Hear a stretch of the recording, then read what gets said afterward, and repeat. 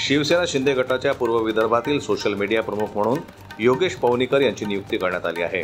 संघटनेप्रती त्यांची निष्ठा, तांत्रिक कौशल्य आणि जनसंपर्कातील सक्रियता लक्षात घेऊन त्यांच्यावर ही जबाबदारी सोपवण्यात आली आहे।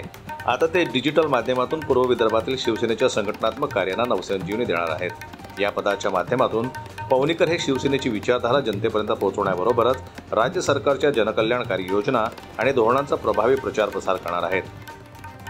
योगेश पवनीकर याची सोशल मीडियाचे विदर्भ प्रमुखपदी नियुक्त करण्यात आलेली आहेत। माननीय एकनाथ शिंदे साहेब यांच्या नेतृत्वामध्ये शिवसेनेचा प्रसार आणि विदर्भामध्ये कसा करता येईल, सोशल मीडियाच्या माध्यमातून काय शासनाच्या योजना असतील, पक्षाची बांधणी कशी असेल, पक्ष कशा पद्धतीनं समोर नेता येईल, ही सगळी जबाबदारी प्रसार करण्याची जबाबदारी योगेशवरती माननीय एकनाथ शिंदे साहेबांनी दिलेली आहेत।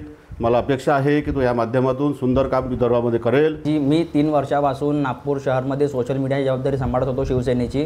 आता महाराष्ट्र राज्याचे उपमुख्यमंत्री, शिवसेना मुख्य नेते श्री एकनाथजी शिंदे साहेब आणि श्रीकांतजी शिंदे साहेब यांनी माझ्यावर विश्वास दाखवून राहुलभाई कनाल आणि प्रतीकजी शर्मा यांच्या सहकार्याने मला पूर्व विदर्भ सोशल मीडियाची जबाबदारी सोपवलेली आहे आणि त्यांनी जे माझ्यावरती विश्वास ठेवून मला जे दायित्व दिलेलं आहे पदाचं, ते मी संपूर्णपणे पार पाडीन।